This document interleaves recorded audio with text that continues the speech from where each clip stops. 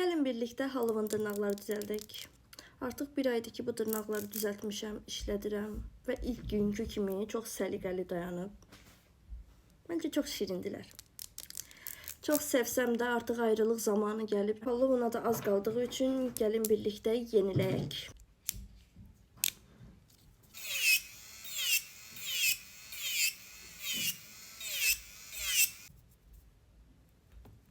Bütün geri çıxartdım. İndi dırnaqlarımı belə ətlərini arxaya veririk.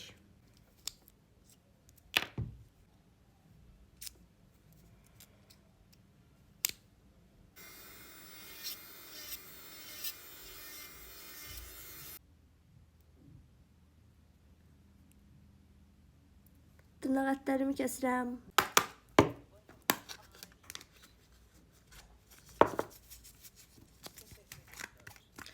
Spirtim yoxdur, ona görə asetonla birazcık tozları siləcəm.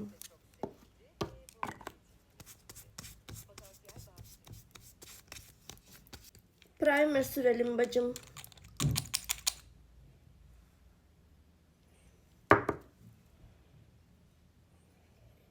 Primer öz-özünə quruyur. Ondan sonra baza çəkirik. Oksinin bu padelka bazasını vururam.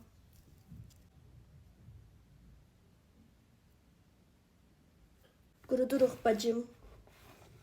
Baza çəkdim.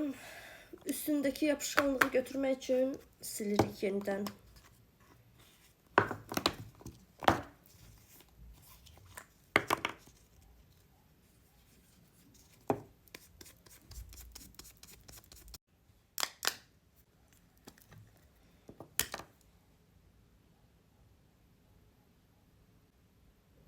Gel qoyuruq. İlk qatı nazik çəkirik. Fırçam yaxşı deyil.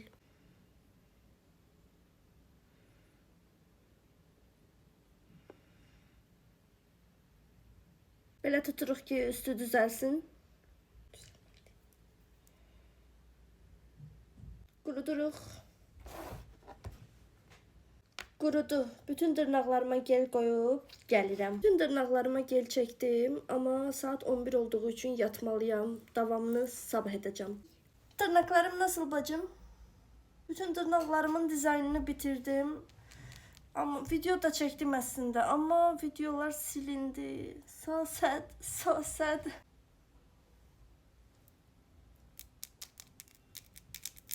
Yaxşı, screen eləyin, siz də düzəltdirərsiniz. Necədir? Bəyəndiniz dırnaqlarımı? Bay bay.